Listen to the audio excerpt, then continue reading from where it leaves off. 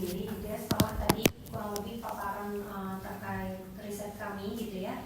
Bagaimana pertama kali Bapak mengetahui fenomena bendera One Piece ini khususnya adalah di kota Yogyakarta?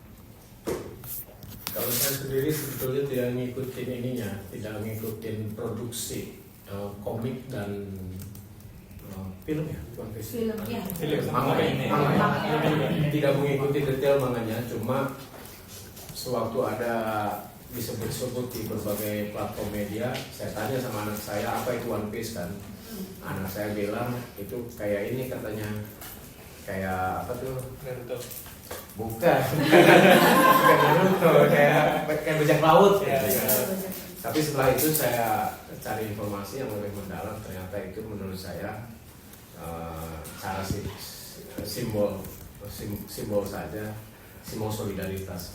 Jadi saya tahunya memang tidak secara langsung, tahunya hanya lewat narasi-narasi yang dibangun anak-anak muda, baik mahasiswa maupun anak saya di rumah.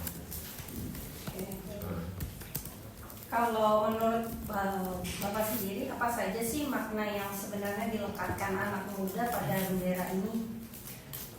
Khususnya adalah terkait dengan jika beririsan dengan publik ya, jika kita berbicara dengan bendera ini. Saya kira paling kurang saya memaknainya ada 5 hal. Yang pertama, ini menurut saya adalah fenomena intertext. Intertext anak muda untuk sebetulnya protes terhadap negaranya. Mengapa intertext? Karena dia menggunakan teks lain kan, menggunakan teks One Piece, karena mungkin untuk keamanan ataupun untuk sindiran, untuk sesuatu yang supaya protes itu lebih casual, sehingga metode intertext itu dipilih sebagai cara yang paling atraktif, gitu. Cara yang paling casual, sekaligus aman bagi anak muda sendiri. Karena toh ngapain saya menggunakan kartun doang, ngapain dikriminalisasi, kira-kira gitu. Jadi itu yang pertama. Menurut saya ini sebagai sarana intertext dari anak-anak muda Indonesia yang saya sebut generasi post-state generation gitu, generasi pasca negara. Terus yang kedua, menurut saya ini adalah fenomena di mana solidaritas melawan otoritas. Jadi solidaritas yang dibangun anak muda lewat berbagai kanal, TikTok, Instagram, Reel, Facebook nggak ada yang pakai. Facebook nggak ada yang pakai.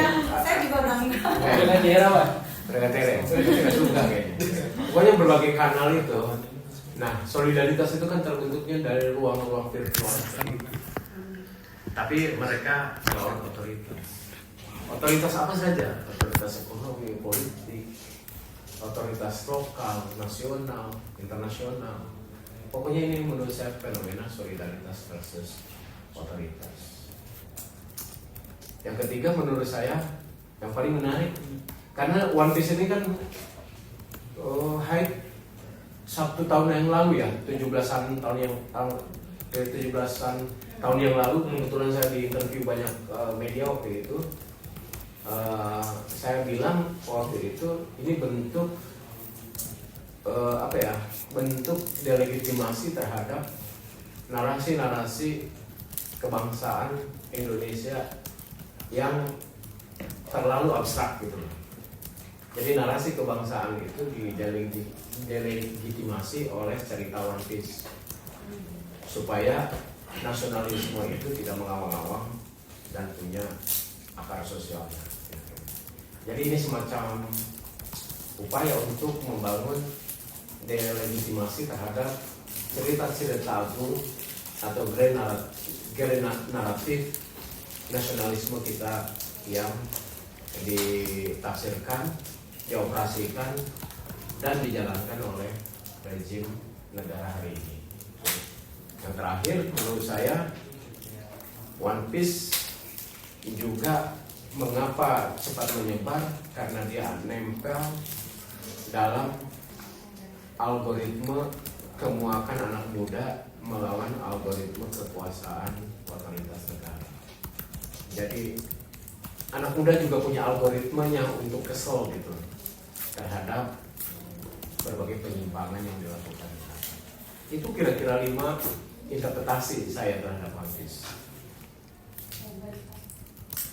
Lalu menurut Bapak sendiri ya, dari kacamata Bapak sendiri, bagaimana lalu respon pemerintah, tidak hanya pemerintah pusat ya, tapi pemerintah daerah khususnya di Yogyakarta, lalu aparat, kampus bahkan gitu ya, dan juga tokoh-tokoh masyarakat terhadap fenomena-fenomena yang terjadi itu, Pak?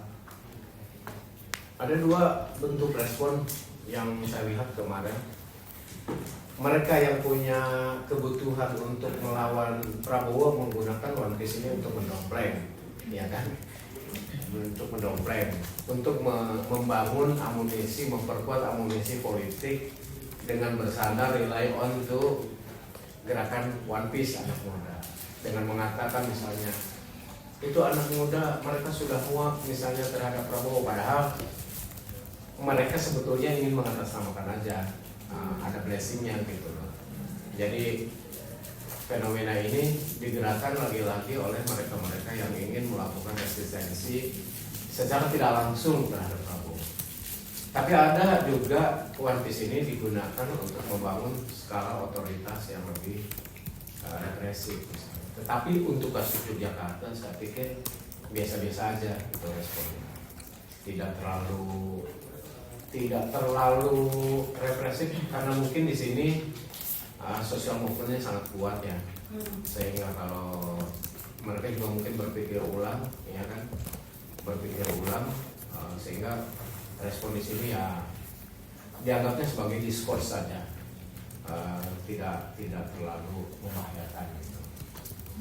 Berbeda misalnya dengan respon-respon di daerah lain yang ada beberapa politisi yang mengatakan penghinaan lah terhadap merah putih, itu harus harus tangkap misalnya, harus diamankan dan seterusnya, tapi ujungnya kayaknya enggak. Berarti saat kemarin demo itu berarti cenderung memang lebih aman ya, maksudnya tidak ada narkoba. Kemarin kan sempat ada ya di mana?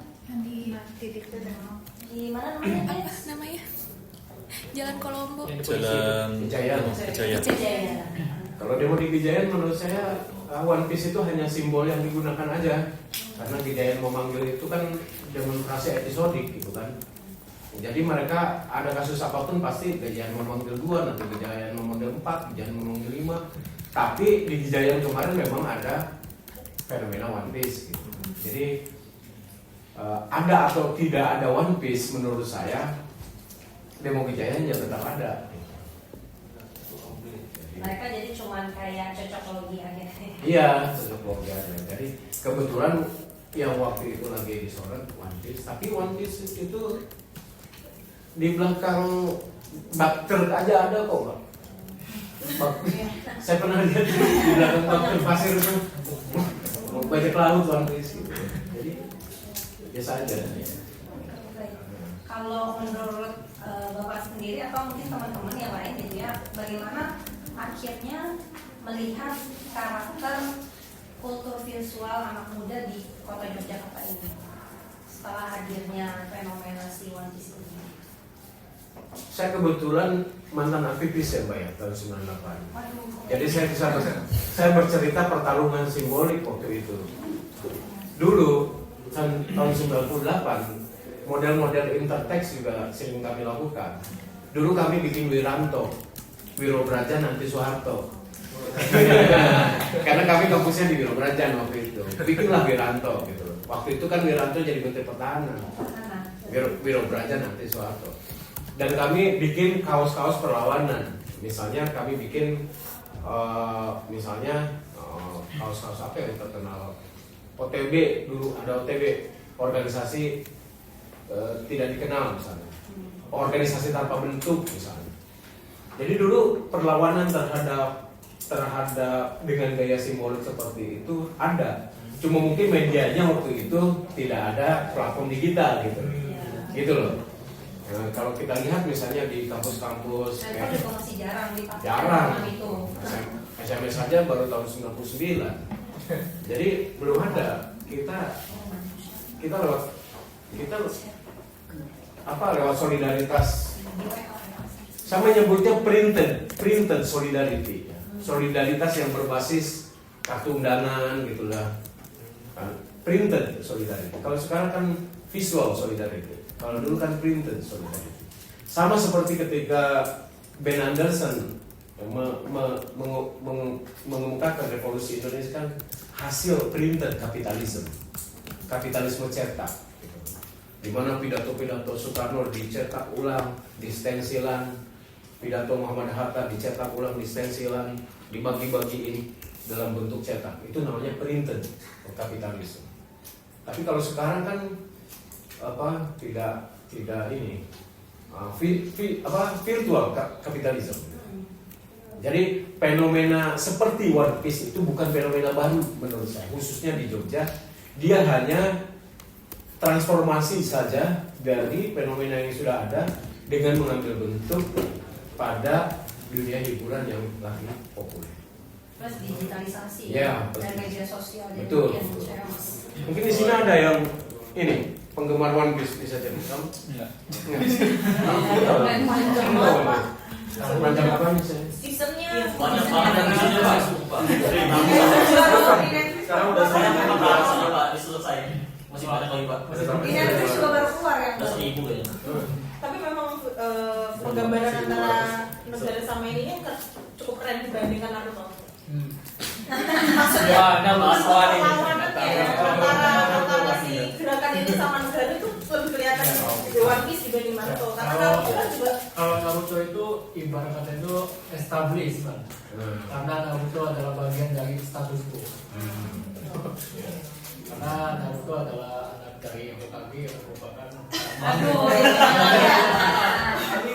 kalau di One Piece memang si Luffy ini kan di luar dari sistem pemerintahan yang kemudian represif dan otoriter gitu kan. Kalau di Naruto kan bagian dari pemerintahnya, terus juga lebih jelas antara pertarungan